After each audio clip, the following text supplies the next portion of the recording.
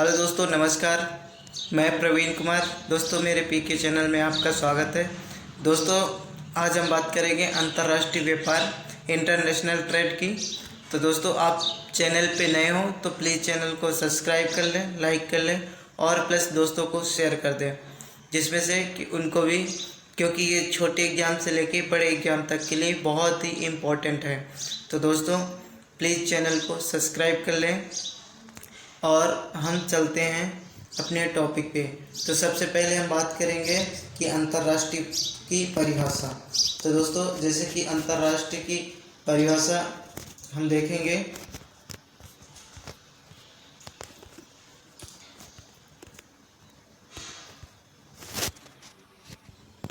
अद्यपि खाद्यान्नों एवं कच्चे माल का निर्मित वस्तुओं का उत्पादन किसी देश में ही अथवा अन्य दो या दो से अधिक देशों के बीच व्यापार हेतु किए जाते हैं। कच्चे माल का उत्पादन तथा निर्मित वस्तुओं का उत्पादन किसी देश में ही अथवा अन्य दो या दो से अधिक देशों के बीच व्यापार हेतु किया जाता है। देश के विभिन्न भागों में किए जाने वाले व्यापार को आंतरिक या घरेलू व्यापार कहते हैं। जबकि देश से किए जाने वाले व्यापार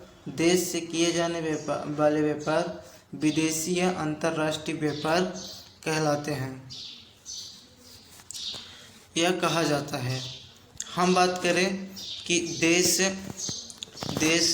देशी व्यापार की अपेक्षा अंतर्राष्ट्रीय व्यापार में कई जटिलताएं एवं कठिनाई आते हैं।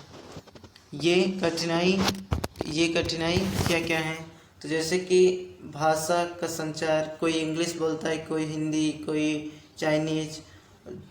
दूरी, मुद्रा यानी कि पैसे से रिलेटेड माप-तौल में दिक्कत होता है।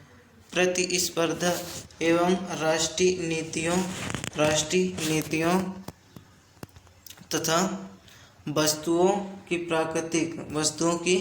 प्राकृतिक की मांग के संबंध में ये कठिनाई आते हैं। शायद ही कोई ऐसा देश हो जिसे खनिज या फिर कहे कच्चे माल अथवा निर्माण वस्तुओं में एकाधिकारी माने कि अकेलापन प्राप्त हो, जिससे उसे अन्य देशों से प्रतिस्पर्धा न करना पड़े। और यदि यह एकाधिकारी भी हो तो राज्य सरकार द्वारा निर्धारित नीतियों एवं तटकर तथा और अन्य निर्यातक संबंधित नियंत्रण प्रक्रिया काफ़ी जटिल होती हैं। अतः अंतर्राष्ट्रीय व्यापार सामान्यतः आवश्यक होते हुए भी कठिन है। हम बात करेंगे अंतर्राष्ट्रीय व्यापार की महत्व। तो चूँकि कोई भी देश अपनी आवश्यकताओं की पूर्ति के लिए स्वावलंबी नहीं होती, अतः उस अन्य देशों से व्यापार द्वारा अपनी मांग पूरी करनी पड़ती है। किसी देश की आर्थिक स्थिति का ज्ञान उसके व्यापार से ही होता है। यानी कि व्यापार करते हैं तो हमें आर्थिक ज्ञान का अनुमान पता चलता है। यह ठीक ही कहा गया है कि अंतर्राष्ट्रीय व्यापार एक आर्थिक दबाव-मीटर यंत्र यानी कि बैरोमीटर है, जिसके द्वारा देश के जीवन स्तर का पता लगाया सकते हैं।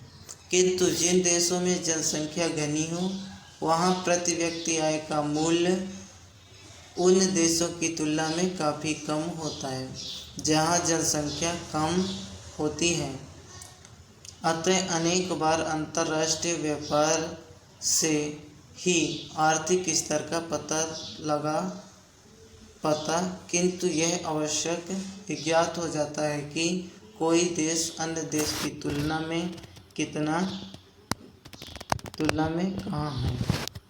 अब हम बात करेंगे अंतर्राष्ट्रीय व्यापार के द्वारा किसी देश को अपनी आवश्यकता की वस्तुएं जैसे कि केला, चाय, जूट, रबड़, मसाले आदि उन देशों से प्राप्त हो जाते हैं जो उनके यहाँ स्वयं पैदा नहीं होते।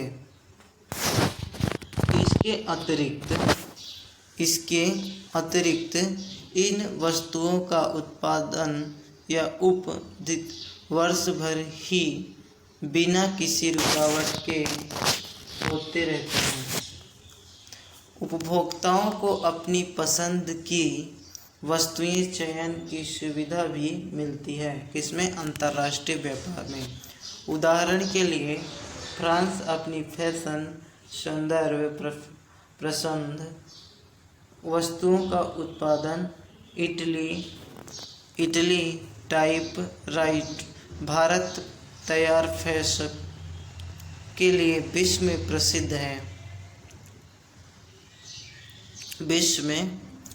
है। विशिष्टीकरण के कारण विभिन्न व्यक्ति या देश के लिए विभिन्न प्रकार की वस्तुएं उचित मूल्य पर मिल जाती हैं। भारत से अफ्रीका देशों की मशीनें, औजार, सिलाई की मशीन, पंखे, कृषि यंत्र, जर्मनी को डीजल पंप भेजी जाती हैं। अंतर्राष्ट्रीय व्यापार द्वारा सूचनाओं का विस्तार होता है। इससे विभिन्न देशों में सामाजिक एवं सांस्कृतिक संबंध बढ़ते हैं। इसके द्वारा किसी देश का आर्थिक एवं व्यापारिक विकास होता है। फलतः वहाँ के निवासी का जीवन स्तर ऊंचा उठता है। तो अंतर्राष्ट्रीय से हमें ये लाभ होता है। अब हम बात करेंगे कि अंतर्राष्ट्रीय व्यापार का आधार, बेसिक।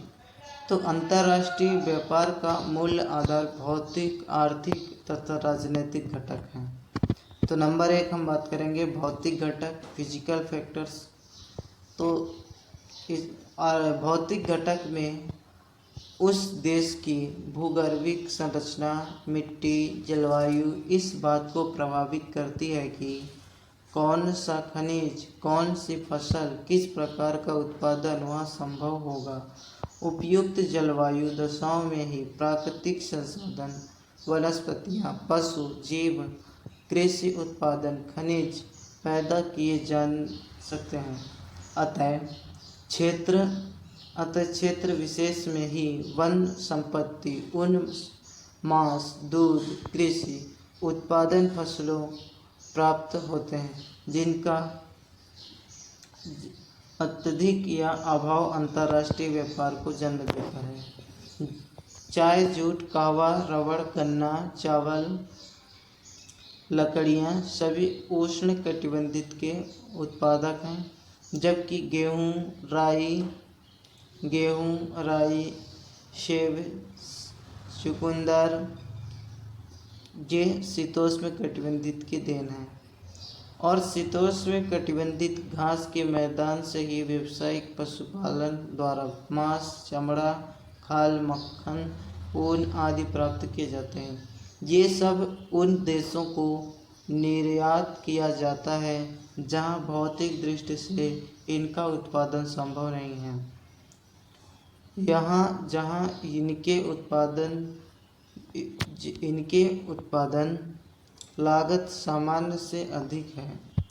कोयला, लोहा या अन्य खनिज क्षेत्रों निर्मित उद्योगों में उत्पन्न होते हैं, जबकि अन्य देशों में कृषि प्रधान होते हैं। ऐसे देशों के मध्य व्यापार पनप होता है। नंबर 2 है आर्थिक घटकों। तो आर्थिक घटकों के अंतर्गत, इकोनॉमी फैक्टर के अंतर्गत विभिन्न देशों में आर्थिक विकास की गति अंतर्राष्ट्रीय व्यापार को जन्म देता है। ब्रिटेन की औद्योगिक उन्नति के कारण श्रमिक कुशलता के साथ साथ वहां से मिलने वाले खनिज का भी उपयोग करते हैं। वे देश जो औद्योगिक क्षेत्र में बढ़े चढ़े हैं, जैसे रूस, Ukraine, Japan, Germany, France, Britain, संयुक्त राज्य अमेरिका, वे विकासशील देश से कच्चे माल प्राप्त कर अपने अपने कारखानों में उन्हें प्रतिकृष्ट कर निर्यात करते हैं। नंबर 3 हम बात करें कि जनसंख्या की, तो जनसंख्या की मात्रा भी अंतर्राष्ट्रीय व्यापार को प्रभावित करती है। अधिक जनसंख्या के कारण जब वस्तुओं का उत्पादन मांग के अनुरूप नहीं होता तो कम जनसंख्या वाले उन देशों में जहां इनका अधिक होता है उनका आयात किया जाता है। इसके अतिरिक्त कम जनसंख्या वाले देश का व्यापार प्रति व्यक्ति पीछे कम होता है, क्योंकि वहाँ की प्राकृतिक संसाधन का विद्रोह पूरी प्रकार नहीं हो पाता। नंबर 4 है व्यापार के साधनों की सुविधा। जल मार्ग, शीघ्रगामी रेल मार्ग, सड़क मार्ग और वायु मार्ग से उत्पादन वस्तुओं को बिना समय नष्ट किए निर्यातों के लिए बंदरगाहों तक पहुंचाया जा सकता है अथवा आयात का वितरण किया जा सकता है। शीत भंडार के प्रचलन से दूरस्थ देशों की मांस, अंडे, दूध, मक्खन, फल, सब्जियां बिना नष्ट हुए भेजी जा सकती है। जब जहाँ परिवहन के साधन का अभाव होगा ये नष्ट हो जाएंगे। नंबर 5 राष्ट्रीय आय, नेशनल इनकम। जिन देशों में अधिक होता है वह सामान्यतः अपने जीवन स्तर ऊंचे बनाए रखने के लिए विदेशों से अधिक व्यापार करते हैं और व्यापार देशों का उपयोग नए उद्योगों के विकास या परिवहन के साधन को प्राप्त करने में करते हैं। प्रायः सभी देश जिनकी प्राप्ति व्यक्ति आय अधिक है उनकी विदेशी व्यापार भी काफ़ी बढ़ा चढ़ा है। नंबर 6 की बात करें तो राष्ट्रीय नीति भी अंतर्राष्ट्रीय व्यापार को प्रभावित। मुक्त व्यापार नीति अपेक्षा शुल्क दर व्यापार की समिति कर देती है। प्रशुल्क आयात कर उन वस्तुओं पर लगाया जाता है जो देश के स्थानीय रूप से निर्मित की जा सके, अतः ऐसे वस्तुओं का आयात प्रायः बंद है। ये हम कह सकते हैं कि राष्ट्रीय नीतिकों की सरकार की आर्थिक सहायता भी दी है। हम बात करें नंबर 7 की, तो अन्य घटकों के अंतर्राष्ट्रीय भावनाएं निवासियों की रुचि एवं वस्तुओं एवं या देश विशेष के लिए अग्रहण होने वाले व्यापार को प्रभावित। नंबर 8 की बात करें तो व्यापारिक समझौते भी अंतर्राष्ट्रीय व्यापार को प्रभाव में डालते हैं। ये समझौते 2 प्रकार के होते हैं। अतः जब कोई देश दूसरे देश के साथ वस्तुओं के क्रय विक्रय के लिए समझौते करते हैं तो ऐसे समझौते द्विपक्षीय कहलाते हैं। इसके अंतर्गत माल की मात्रा, दर, मूल्य, भुगतान की शर्तें, कीमतें क्या होगी खरीदने पर आदि के संबंध में निश्चित किए जाते हैं। भारत में इस प्रकार के 40 से अधिक समझौते किए गए हैं, जैसे कि भारत, रूस, जापान, ब्रिटेन आदि। फिर हम बात करें अंतर्राष्ट्रीय व्यापार गुट, तो 1930 की आर्थिक मंदी के उपरांत विकसित एवं विकासशील देशों में इस बात का प्रयत्न आरंभ किया गया कि व्यापार में जो मंदी थी वे से दूर किए जाए। फलतः 1939 के बाद अनेक देशों में व्यापार संबंधित नीतियां एवं प्रतिबंध लगाए गए। 1940 में अंतर्राष्ट्रीय व्यापार संगठन इंटरनेशनल ट्रेड ऑर्गेनाइजेशन की स्थापना की गई, लेकिन अनेक प्रतिबंध, प्रशुल्क नीतियों एवं व्यापारिक प्रतिकूल शर्तों के कारण यह कार्य में सफल नहीं हो सका। तो दोस्तों ये हम देख सकते हैं यहाँ पे कि यूरोपियन आर्थिक सामुदायिक देश, तो यूरोपियन आर्थिक सामुदायिक देश कौन से हैं? तो दोस्तों ये यहाँ हम देख सकते हैं यूरोपियन आर्थिक सामुदायिक देश।